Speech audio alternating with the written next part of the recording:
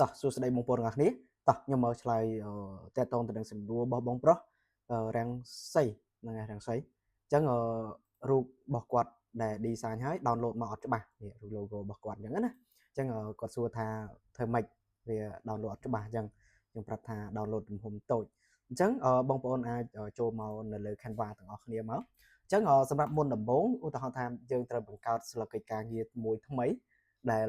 យើងអាចយកទំហំធ្វើម៉េចបាន1000ឡើងណាបាន1000មកបានច្បាស់ហើយមួយវិញទៀតបើសិនជាយើងអាចធ្វើការ resize បាននេះយើងបើសិនជាយើងបង្កើតហើយអញ្ចឹងណាអញ្ចឹងបងប្អូនចូលមកកន្លែងនេះនិយាយថា resize នេះណា resize យក custom size នេះមកហើយយើងដាក់1000ថ្មិញបាន1000ឡើងទៅច្បាស់ណានេះដាក់1000ឡើង1000ឡើងមកច្បាស់ហើយយក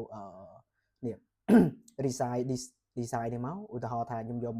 1002ចុះឲ្យធំជាងហ្នឹងណា1200គុណនឹង1200ពីច្រើន logo គេដាក់អញ្ចឹងណានេះ1200ហើយយើងយក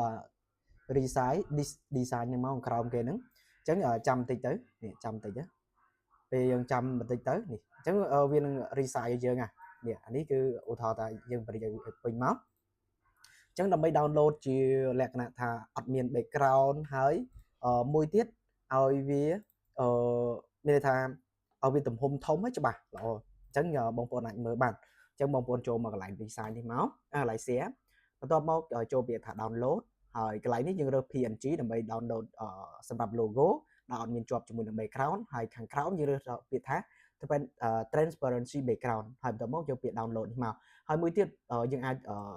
ទំហំកន្លែងនេះបានយើងអាចទាញនៅកំណត់ទំហំកន្លែងនេះដាក់ឲ្យធំបានណា2000ឬក៏1000ជាងអញ្ចឹង1008អញ្ចឹងមកហើយបន្ទាប់មកចុចពាក្យថា download ណា download អញ្ចឹងយើងចាំបន្តិចទៅនេះវាកំពុង process នៃការ download អញ្ចឹងបងប្អូនអាចធ្វើបានអញ្ចឹងយើង download មកបានហើយនេះអញ្ចឹងយើង save មួយមកយើងរើសកន្លែងទុកមកអញ្ចឹងយើងទៅបើកមើលមកនេះអញ្ចឹងណាគឺច្បាស់ល្អហ្មងហើយទំហំក៏ធំទៀតអញ្ចឹងទំហំគឺយើងអាចចូលមកមើលនៅលើកន្លែងនេះក៏បាននេះឃើញទំហំ1008គុណនឹង1008តែម្ដងណាហើយយើងចូលទៅមើលរូបភាពរបស់គាត់អញ្ចឹងរូបភាពរបស់គាត់អត់ច្បាស់ហ្នឹងដោយសារអីអញ្ចឹងយើង download ហើយចូលទៅមើលបន្តិចនេះអញ្ចឹងរូបភាពរបស់គាត់ណានេះទំហំ800គុណ800គឺអត់ច្បាស់ទេណាអញ្ចឹងសម្រាប់បងប្អូនផ្សេងៗក៏ដោយអញ្ចឹងបងប្អូនអាចធ្វើតាមវីដេអូនេះបានដើម្បីឲ្យរូបភាពឬក៏ logo របស់យើងបានច្បាស់ល្អណាដែលយើង design មិនថា poster brochure ឬអីផ្សេងៗទេបងប្អូនត្រូវកំណត់នៅស្លេកកិច្ចការងារមុនហើយបន្ទាប់មកយើងអាច resize បាន resize ហើយពេលដែលយើងធ្វើការ download គឺយើងអាចធ្វើការបរិច្ទំហំរបស់យើងនឹងបានផងដែរឲ្យកាន់តែច្បាស់ល្អអញ្ចឹងបងប្អូនវីដេអូនេះគ្រាន់តែចែកជា tip ខ្លីៗសម្រាប់បងប្អូនដែលចង់រៀន design នៅលើ computer